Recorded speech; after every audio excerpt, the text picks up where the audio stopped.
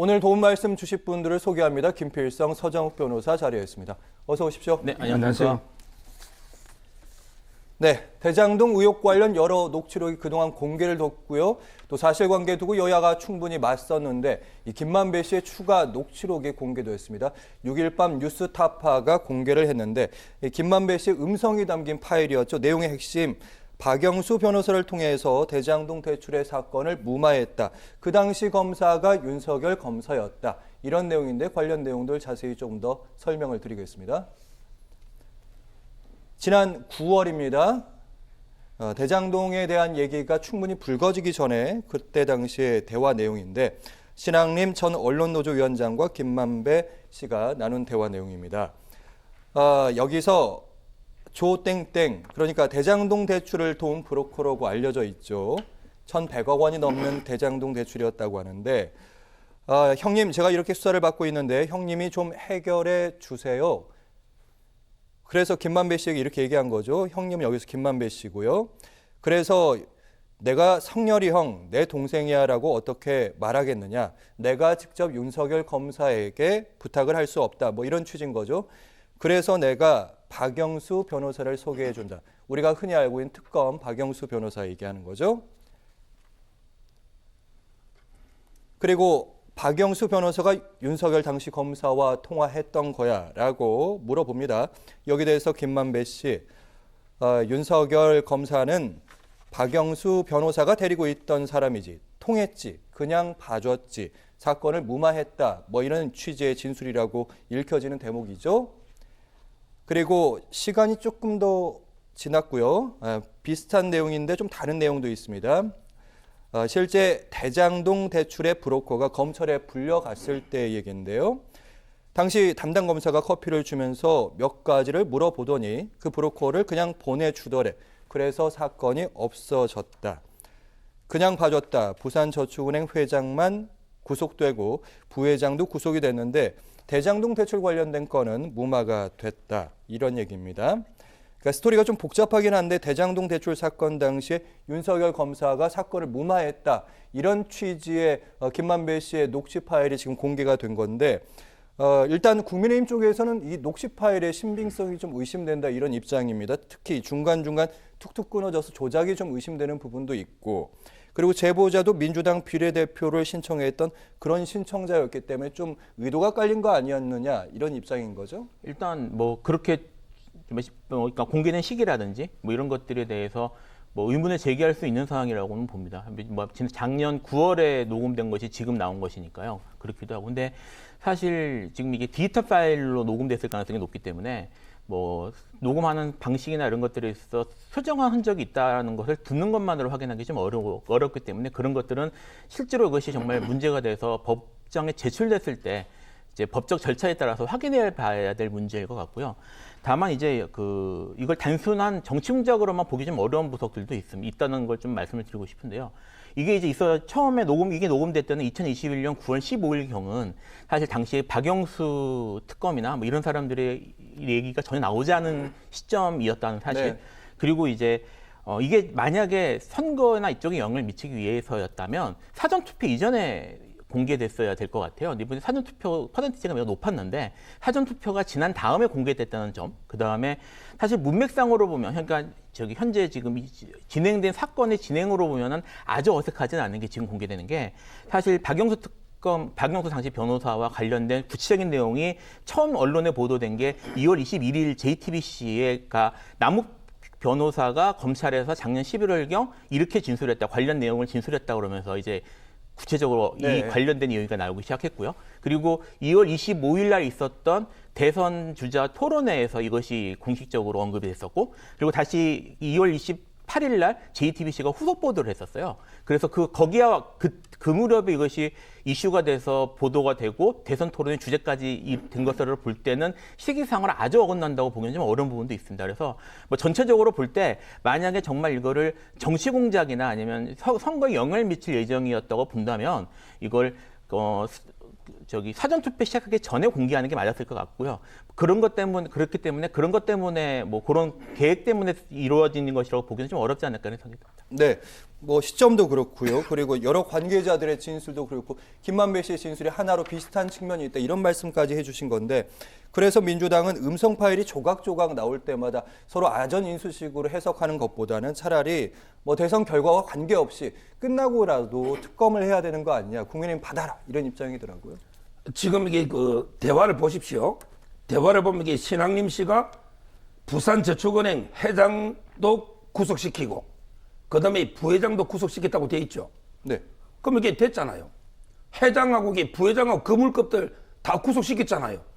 이 조우영 씨는 박연호 회장의 사촌 처남으로서 1155억 대출해 줄 때 10억 3천만 원 일개 브로커 참고인에 불과한 거죠. 네. 그게 몸통입니까? 지금 이게 대장동 사건, 부산저축은행 사건은 총 이게 대출금이 6조가 되고 그때 중수부에서 70몇 명 기소하고 40몇 명을 구속했던 몸통이 다 구속됐던 거예요. 근데 이 사람은 참고인으로서 그때 이게 10억 3천 수수료 받았는데 그럼 이게 수수료를 대충 뭐 눈에 띄게 받았는데 봐주겠어요?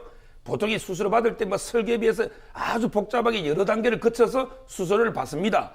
그럼 이게 그 당시는 회장, 부회장 구속이 급하니까 이런 참고인 수사까지 철저하게 못할 수가 있어요. 그래서 이게 이분이 나중에 몇 년 뒤에 구속됐습니다. 이 수수료하고 도저히 대장동 지금 몸통하고 무슨 관계가 있습니까? 이 대출은 이게 11개 저축은행이 2009년에 총 1,800억 대출의 정부의 일부거든요. 네. 그리고 이게 이강길 씨가 지금 대장동 사업하는 분도 아니고 지금 이게 2014년부터 민간 지금 돼가지고 지금 김만배 일당들이 1조 가까이 얻어간 건데 이거하고 이게 몸통하고 무슨 관계가 있냐 말이에요. 2009년 대출이 아무 관계 없잖아요. 따라서는 이재명 후보 측에서 이 참고인 브로커 한 명 가지고 이걸 가지고 이게 마치 대장동의 몸통이 윤석열이다. 그런데 왜 이재명을 공개하냐? 이거야말로 이게 몸통 바꿔치기 아니냐? 저는 꼬리 자르기는 많이 봤는데 몸통까지 바꿔치려는 의도는 이게 처음 봤어요. 그게 성공하겠습니까? 네. 민주당도 이제 발끈하게 할 만한 녹취록도 하나가 더 공개가 돼서 저희가 얘기를 해볼 텐데 이재명 후보가 이제 선거법 위반으로 재판을 받을 당시에 이 후보 측의 인사로 알려진 인물이 은수미 성남시장의 당시 비서관과 통화하면서 대법원에 영향을 끼칠 수 있다는 취지의 언급을 한 녹취록이 어제 공개가 됐습니다. 관련 내용도 좀 살펴보시면요. 제가 오늘 설명하는 부분이 많아지게 됐는데 한쪽은요. 이재명 지사의 성남시장 일대 비서고요. 여기서 한쪽이 이제 은수미 성남시장의 비서인데 이재명 지사 쪽의 당시 비서가 은수미 성남시장 비서가 이렇게 얘기합니다. 대법원 라인은 우리한테 싹 있다. 우리가 대법원 하잖아. 그동안 작업해 놓은 게 너무 많아 가지고 이게 2020년 2월 13일에 그 통화 녹음인데 이때가 이재명 지사가 선거법 관련된 그런 재판을 받을 때입니다. 그리고 시간이 이제 4개월 좀 지나서요. 2020년 6월로 가봅니다. 또 다른 인물이 은수미 시장의 비서에게 이런 얘기를 합니다. 지사님 사건은 잠정 표결을 한 모양이야. 대법원 내부에서 잘 됐다는 쪽으로 가닥이 잡힐 것 같다. 7월 16일에 결과가 나올 텐데 만장일치는 아닌 것 같고 8대5나 예를 들어서 마치 재판 결과를 아는 듯한 그런 내용으로 익힐 수 있는 통화 녹음 내용인데요. 그러니까 결국에는 대법원의 이지사 선거법 무죄 판결이 결국엔 나게 되는데 거기에 작업, 그러니까 아까 언급했던 작업이라는 어휘가 나오는데 로비가 있었던 거 아니냐 이런 거죠? 그렇죠. 그런데 그 수행비서라는 거는요 엄청나게 그 중요한 자리입니다. 직급을 떠나서 왜냐하면 이게 운전기사나 여비서, 수행비서 있죠. 이분들은 이게 후보의 모든 동선을 아는 분이에요. 따라서 이게 일개 비서가 어떻게 뭐 아느냐 이런 게 차원이 아니고요. 두 번째, 그때 그 이재명 후보의 그때 그 대법원 재판을 보세요. 일단 이게 부에서는 끝날 수가 없어요. 이런 재판은 이게 기본적으로 전화배치 갑니다. 워낙 중요한 재판이니까. 예. 가죠. 그러면 이게 권순일 대법관이 그 부에서는 부원은 아니라 하더라도 그분이 최고 선임 재판관으로서 어차피 이게 전화배치에 갈 거고 그러면 이게 갔을 때 성향을 아는데 지금 이게 8대5라고 하잖아요. 이게 100% 일치한 거예요. 왜냐하면 이게 그때 7대5인데 왜 이게 8대5냐? 왜냐하면 이게 가장 확실한 이재명 우군 한 분이 전에 재판에 관여해서 본인이 스스로 이게 피했잖아요. 기권했잖아요. 예. 그러면 이게 그분 가장 확실한 우리 표니까. 그러면 이게 딱 표 계산을 해보니까 8대5 아닙니까? 이게 우연의 일치로 정확하게 맞출 수 있을까요? 이거는 이게 정보가 없이는 저는 이게 100% 불가능하다. 이렇게 보이고요. 그럼 이게 정보는 어디서 얻느냐? 바로 이게 권순일 대법관이 최고 고참인데 김만배 씨가 8번에게 찾아간 거 아니에요. 이건 이게 뭐 이발소 어쩌고 둘러대면 안 돼요. 왜냐하면 이게 대법원 들어오면 누구실에 왔다면 그 전화해서 방어원이 너들이 됩니까? 다 확인한단 말이에요. 따라서 이게 저는 그렇게 만난 것부터 그다음에 그 이 판결 직후에 권순일 대법관이 나와가지고 월 1,500만 원 이게 이 사건이 안 터졌으면 지금도 받고 있을 거예요. 그렇잖아요. 그 기한이 없잖아요. 고문으로요? 예. 이 월 1,500만 원이면 현직 대법관 월급하고 비슷할 겁니다. 현직 대법관이 장관급 아니에요. 그 월급하고 비슷할 거예요. 그럼 이게 모든 게 보세요. 8대 5부터 또 그 석연치 않게 권순일 재판관이 마지막 그 대법원장 앞에 표결해서 6대 5가 되고 그럼 이게 대법원장은 관행적으로 다수 의견 따라가게 돼 있거든요. 그래서 이게 표결해 주고 그다음에 1,500만 원씩 화천대에 고문하고 모든 게 딱딱 퍼즐이 맞아 떨어지는 거 아닙니까? 따라서 이 부분은 저는 심각한 재판 이게 거래가 아닌가. 그걸 떠나서 최소한 이게 결과가 미리 노출되면 안 되거든요. 항상 그 판결은 법정에서 선고해야지 미리 누가 알게 되면 그건 절대 있을 수 없는 일이에요. 따라서 저는 이 부분은 상당히 의혹이 가는 팩트가 있는 의혹이다 이렇게 보는 거예요. 네, 그러니까 말씀하신 것처럼 국민의힘도 비슷한 의견입니다. 방금 나왔던 녹음 파일뿐만 아니라 그리고 김만배 씨의 행적까지 그리고 권순일 대법관에게 50억 원을 챙겨줘야 한다는 정영학 회계에서 그 안에 있는 녹취록까지 다들 이제 퍼즐이 맞아간다 이런 얘기 입장인 것 같아요. 저는 좀 생각이 다른 게요. 사실 뭐 저도 대법원 공개 변론 같은 것도 해보고 뭐 관련 이런 뭐 문제되는 사건들을 해봤는데 솔직히 말씀을 드리면 그 8번 찾아갔다는 이제 내용이 정말 이걸 재판 거래 같은 걸 할 거면 그렇게 찾아가서 공식적으로 기록을 남기고 만나지 않습니다. 김만배 씨가 간 거예요. 예, 간 거에 대해서 얘기해요. 지금 이제 퍼즐이 맞아 들어간다고 얘기하는 게 김만배 씨의 행적을 갖고 얘기하는 것이니까요. 그리고 지금 이걸 실제로 8번 찾아간 행적을 보면요. 그 2020년 6월 15일 날 이재명 후보의 사건이 전원합의체 회부가 되거든요. 그 전까지는 권순일 대법관이 관여하지 않았습니다. 그 지금 서정호 변호사님이 당연히 전업으로 간다고 말씀하셨는데 중요한 사건들 같은 경우에도 소부에서 끝나는 경우가 많이 있어요. 특히 기각되는 경우에는.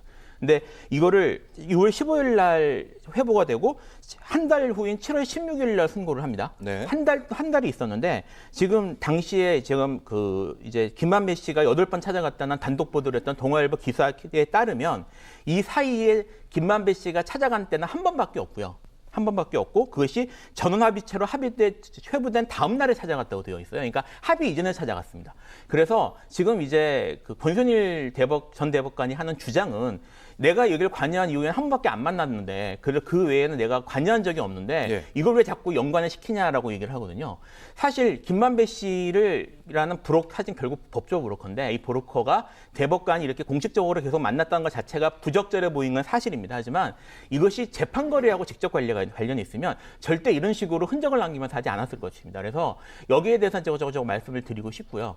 그래서 뭐 50억 플러비니 뭐니 하는 것들이 이 부분에 대해서 제가 철저하게 수사할 필요가 있다는 생각은 듭니다만 네. 이거를 뭐 퍼즐이 맞아떨어졌다 뭐 이런 식으로 단정적으로 말하는 건 좀 조심스러워야 되는 게 아닌가 이런 생각이 듭니다. 네.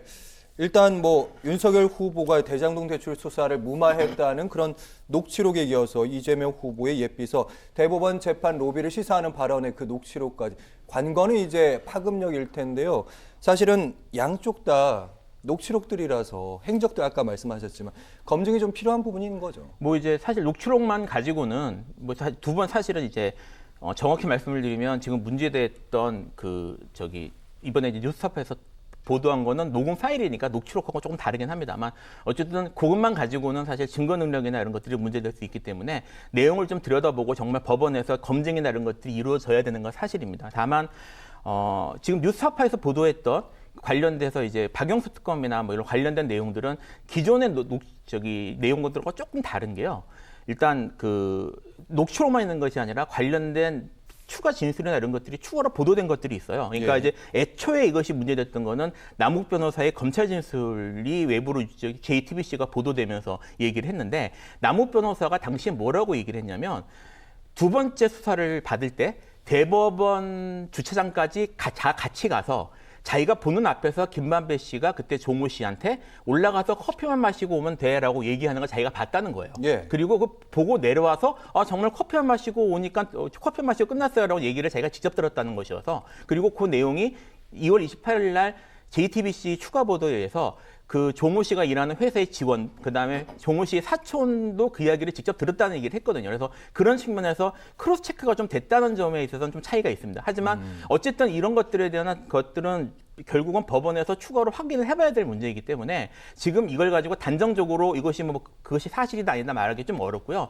녹취록 하나 때문에 지금 이렇게 뭐 선거의 향방이나 이런 것들이 크게 좌우되는 거는 좀 문제가 있을 것 같습니다. 네, 말씀하신 부분처럼 사실은 이미 표심은 좀 정해져 있다. 구도가 확실하니까 선거 막판에는 이 네거티브를 아무리 해도 표심에는 영향을 줄 수 없다. 이런 입장도 있는가 하면 아니다. 부동층이 이번 대선에서 이만큼 많은 적이 없었다. 영향을 분명히 두 가지 사건 미칠 수 있다. 어떻게 보십니까? 저는 이제 제가 경험 주위에 만나본 사람이나 보면 이게 영향을 꽤 줍니다. 왜 그러냐면 이게 이번 대선의 가장 큰 이슈는 부동산 문제예요. 결국에 뭐니 해도 국민들의 의식주 묻고 사는 문제 아니에요. 그럼 이게 부동산이 가장 중요한데, 제가 이게 만나본 젊은 사람들은 그럼 이게 대장동도 이게 일종의 부동산하고 관계되는 문제잖아요. 그러면 이게 이재명 후보가 대장동에서 민간업자들에게 이렇게 천문학적 이익을 줬는데, 특히 최측근 유동규가 700을 받기로 구속된 거는 맞잖아요. 유동규가 첫 건은 다 맞죠. 이재명 후보가 그것까지 부인하지만 그거는 이게 천하가 다 인정한단 말이에요, 국민이. 그렇다면 이렇게 그에게 700억 첫 건의 뇌물을 받고 그다음 민간업자에게 천문학적 이익을 준 이재명 후보가 부동산 문제를 제대로 풀 수 있을까? 이렇게 생각하는 분이 꽤 많아요. 따라서는 상당히 그 젊은 부동산에 민감한 분들한테는 이 대장동 있잖아요. 이분이 이게 상당히 영향을 저는 주고 있고요.